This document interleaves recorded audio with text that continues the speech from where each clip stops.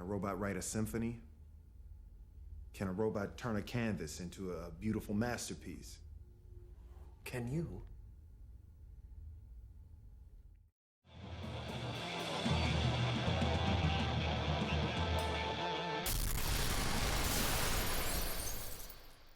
Good morning, YouTube.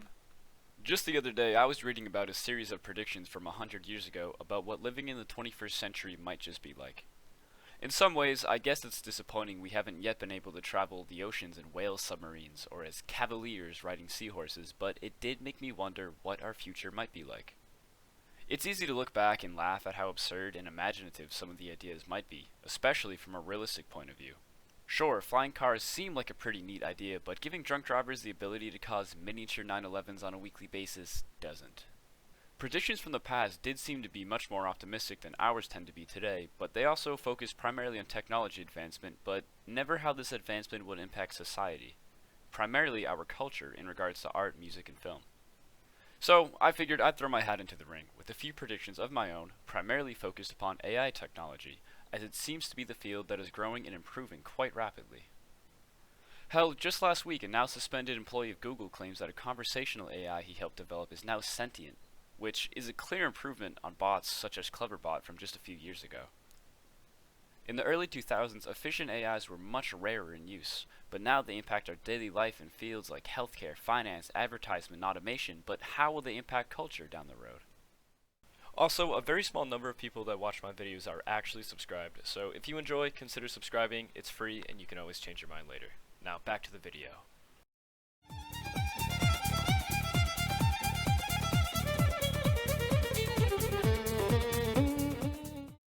Jukebox AI is a neural network free to use that allows you to upload songs and allow the AI to continue the song. These examples are sure to get me copyrighted, but just take a look for yourself. Do you have the time to listen to me whine about nothing and everything all at once? I am one of those melodramatic fools who I take to the morning without about it. Yeah, I'm tagging myself in the trees, sometimes I'm like, can you see from me? I keep starting up, I think I'm fucking lost in my paranoid endeavors. And then said I go, my Sonny dead, won't know that.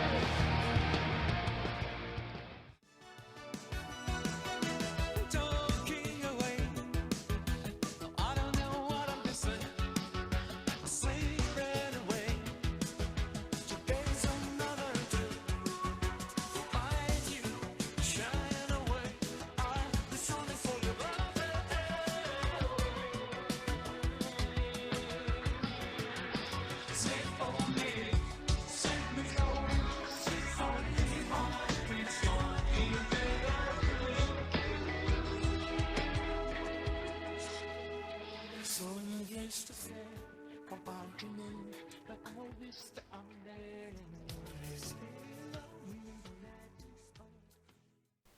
I've shown these videos to some of my friends, and generally speaking, they all agree it's simultaneously shit, yet also quite fascinating. Obviously, this technology is still in its infancy, but imagine the same technology with another few decades of improvement. My prediction is that streaming services such as Spotify or Apple will jump on this tech and integrate it into their platforms. I think that mixing this technology with recent improvements in text-to-speech, using the voices of celebrities or fictional characters, could create a very personal algorithm for each user, as I will discuss in a moment. It seems like nobody has yet monetized this technology, and it's been used primarily in memes such as these. You decide what's right or wrong the same way that you decide what's funny or not. Oh, brother, this guy stinks! Okay, I think. I might understand that, G.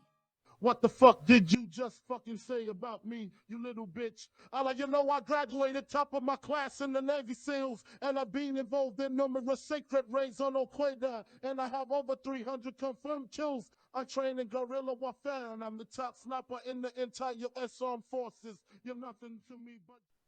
Once this technology improves, it could be incredibly easy to have Donald Trump or Biggie Smalls sing a Blink-182 song. So well, it would seem real. In fact, it might seem realer than real, as this technology can manipulate a singer's voice better than the singer themselves. This tech does not have to worry about voice cracks, high notes, or even stopping for air. You could have Elmo perform the entirety of Rap God in a single breath without stopping if you wanted to. With the limitless possibilities this technology has, I believe that streaming services will determine what singers and genres you like and output music based on your tastes, such as Harry Styles performing September by Earth, Wind & Fire. Eventually, having all this data will allow these companies to appeal to every demographic, giving you an infinite supply of music you will enjoy. Not to mention, AIs are already developing symphonies as we speak, and down the line, I imagine you could simply say, "Hey Siri, play something upbeat," and instantaneously your phone could analyze all the specific upbeat music you enjoy and handcraft an original composition fitting with what vibes you enjoy. This technology sounds great, which it could be, but there are negatives. The technology now is still in its infancy, but imagine how this could impact musicians in just a few decades. An AI robot that can make Adele sing over a Kanye-esque beat in 5 seconds is some pretty serious competition if you're just beginning to record an album with your GarageBand. I doubt that it will overtake actual human musical ability overnight or altogether, but I think underplaying the abilities of these AIs may be detrimental.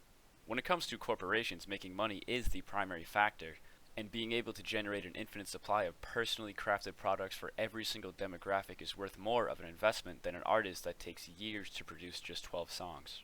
We already have seen that companies don't mind resurrecting dead artists like Tupac for more profit, or having entirely digital pop stars like Hatsune Miku, an entirely digital hologram in Japan that sells out sold-out shows. Another rabbit hole which I won't fall down is how complicated copyright is going to be in this universe. Can you own someone's voice, or just the technology that creates it? What percentage should the singer's voice get in comparison to the music itself? Should I get a copyright strike for playing AI music in the background of this video?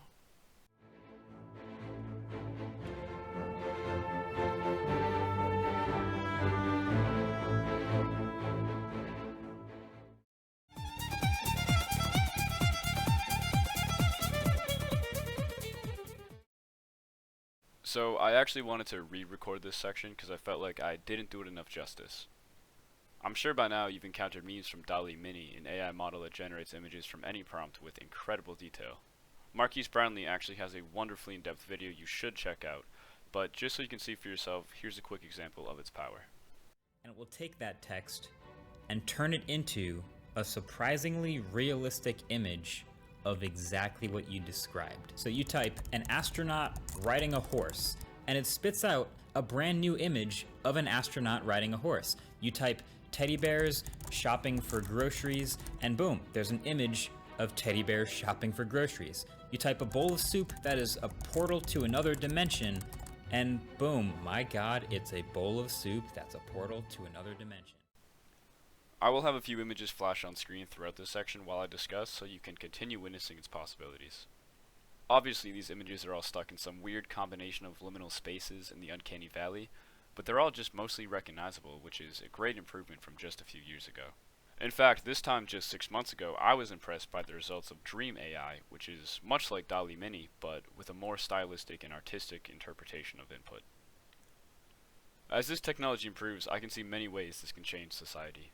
This tech, mixed with some minor or manual AI Photoshop, is bound to make images that are quite realistic at a fraction of the time it would take any human at a fraction of the cost. Down the road, I see this technology being implemented anywhere images are used, primarily in advertisements. We already know and accept that our data is being collected and sold to advertisers, so I imagine marketing firms will use your data to generate advertisements personalized to you, which will threaten the job security of many graphic designers. Obviously, DALL-E Mini is not the sole AI neural network in regards to imagery.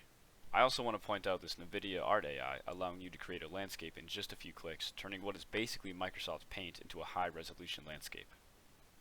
Unfortunately, I also see some downsides, as being able to conjure up the faces and bodies of celebrities in fictional scenarios can cause rumors and misinformation to become widespread, but perhaps less to the degree that deepfakes can. I also wonder if computer-generated animation gets easier, if generating these images instead as moving scenes will be viable, primarily for green screen effects. Which brings us to our final subsection for today's video.